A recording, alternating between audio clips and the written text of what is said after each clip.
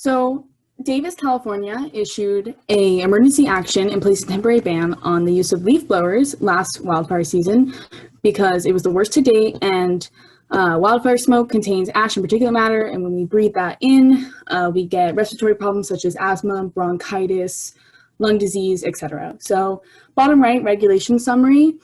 Basically, the AQI, air quality index, is greater than 100, or if there's a wildfire nearby, the temporary ban can be implemented, and it can only be lifted once the AQI is less than 100 for 3 consecutive days.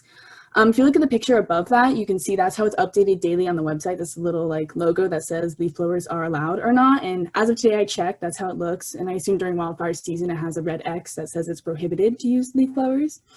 If you look at the bottom, the timeline for the regulatory process, it was first drafted on August 24th, and then there were 2 city council meetings on September 15th and September 22nd. It was passed 4 days later on September 26th, and there's a final amendment on October 2nd, which added exemptions to the ban, which would be like clearing obstructions out of the road, etc., things like that. If you go to the top, related laws is basically just like the Clean Air Act, keeping the air clean of toxic pollutants to protect the public, national ambient air quality standards, which are the levels placed on toxic air pollutants. We'll be talking about particulate matter. That's what's present in wildfire smoke. And then lastly, there are other cities in California that have taken similar action. Sacramento is working on a permanent ban, I believe, since last wildfire season as well. If you go to the backside, for particulate matter, there are scientific studies. I looked at multiple studies. For the first one, Harvard's 6 city studies, they studied particulate matter levels and mortality rates in different cities over 2 different decades. And you can see there's a positive correlation in all 6 cities over both decades in the picture. If you go below that, you can see in the picture that it's reddest in Western United States. That's because we have the highest number of days that the particulate matter levels exceeds the national ambient air quality standards levels, because we have the most wildfires out of anywhere in the country. And then if you go to the top middle, smoke versus health outcomes, you can see over a 13-week period, there's a direct correlation between asthma visits, which is the blue bars, and particulate matter levels, which is the black line.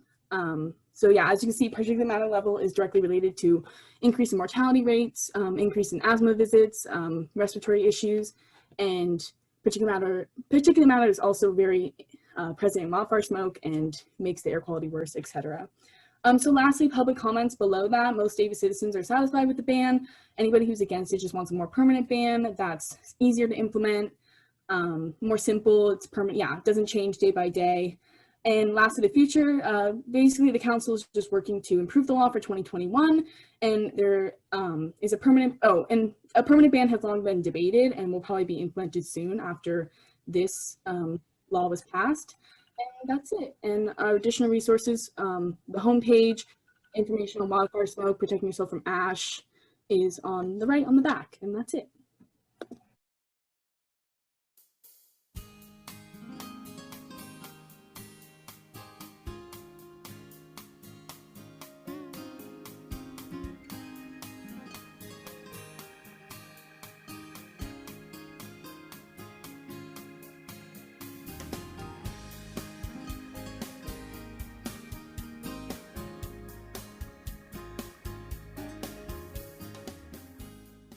Hi, my name is Anna, and I'll be discussing the Cosmetic, Fragrance, and Flavor Ingredient Right to Know Act. If you didn't already know, cosmetic is a term that not only refers to makeup, but also things like sunscreen, lotions, soaps, and shampoos. So basically, all of us have been exposed at some point in our lifetime, and most of us are regularly exposed on a daily basis. This legislation, passed in 2020, requires that cosmetic manufacturers disclose ingredients in their fragrance and flavors to the division that are reproductively toxic or carcinogenic to the Division of Environmental and Occupational Disease Control, who will list these chemicals along with their associated effects in an online database for consumers to view. This is significant because in the past, any ingredient that fell under the flavor or fragrance umbrella didn't have to be disclosed because it was a trade secret. And these fragrance mixtures have been found to be respiratory irritants, carcinogens, endocrine disruptors, and neurotoxic, and they affect a significant amount of the population. 1/3 of Americans have reported an adverse effect from a fragranced product, and 9% of the population has had to take a sick day before because of an illness caused from a fragrance product. The most common harmful chemical found in these mixtures is phthalates, which can be reproductively toxic, have toxic effects in the cardiovascular system, and are epigenetically toxic. Their metabolites are also correlated with headaches, respiratory and gastrointestinal problems, and hormone issues. It's especially significant when children are exposed because they're more vulnerable due to their behavior patterns, also the fact that they inhale more and have more skin surface area per body weight than adults. They also have been shown, fragrance mixtures have been shown to affect development of the reproductive system and nervous system when children are exposed in early life, and exposure during pregnancy has been associated with children with attention disorders. So that's why it's important to regulate cosmetics. The legislation that this act is rooted in includes the Federal Food, Drug, and Cosmetic Act, Proposition 65, and the California Safe Cosmetics Acts of 2005. There are still some problems with cosmetics. This includes that this act only includes chemicals that have already been listed as hazardous, and fragrance mixtures include over 3,000 chemicals, most of which are untested in humans, so we don't really know if a chemical is hazardous or not at this point. The information will only be on a separate website, not readily available on the label. And companies don't have to stop using hazardous chemicals, and they aren't accountable for any harm. But you can limit your exposure to fragrance chemicals by choosing unscented products.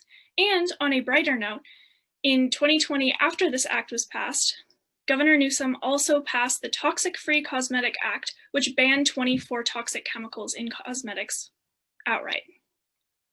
Thank you for listening.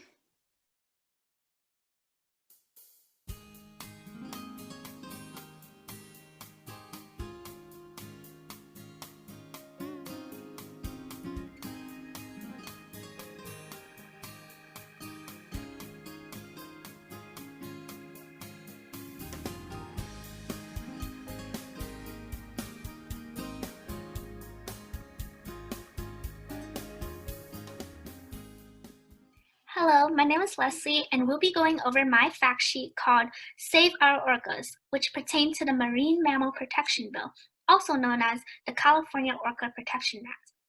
Ever since marine parks became popular as tourist attractions, many issues concerning the welfare of large marine mammals have risen due to these parks' questionable ethics of keeping these mammals in captivity. This fact sheet provides information as to how keeping large mammals in enclosures can harm their health and decrease their quality of life. Let's move on to the regulations.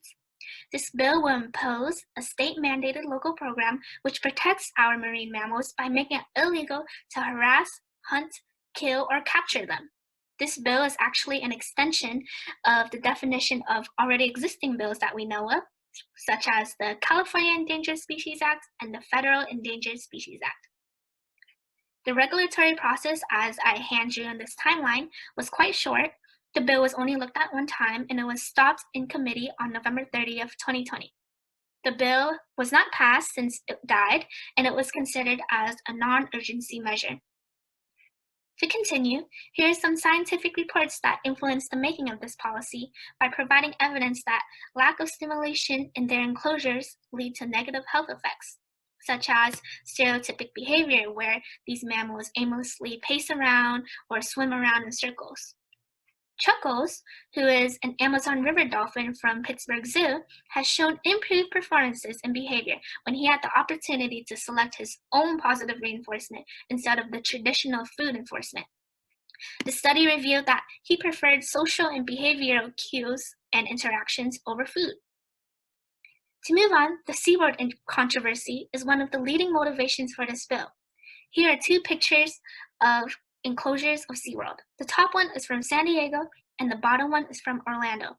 Both reveal the drastic differences between the parking lot spaces compared to the tiny orca enclosures, which highlight the abuse these orcas face. The best living conditions for marine mammals recommended by researchers include consideration of physical, psychological, and behavioral needs of marine mammals, such as ample space, as well as constant and maintained feeding and health of the mammals. Chlorine must also be monitored, since long-term exposure to chlorine could result in adverse chemical effects in both the caretakers and the mammals, including irritation of eyes, skin slowing, respiratory system problems, and squinting. In conclusion, it is uncommon for marine parks to uphold their educational and conservational abilities, which is why public awareness is so important in understanding the quality of a marine park's treatment towards its marine mammals. So, thank you for your time.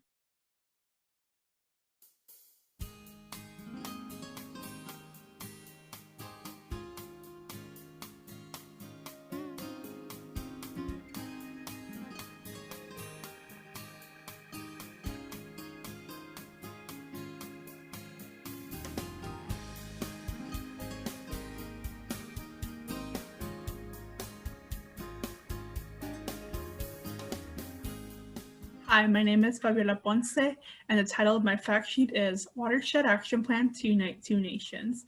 The topic of my fact sheet is Senate Bill 1301, also known as the Tijuana River Valley Watershed Action Plan.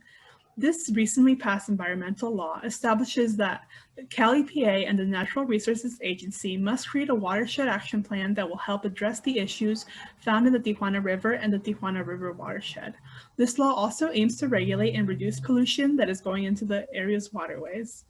This law, because of its very specific location in the border, should establish a framework for how the Cal EPA can work with both US and Mexican governments in order to create a plan that both sides will be able to implement and enforce. So here is the Tijuana River watershed.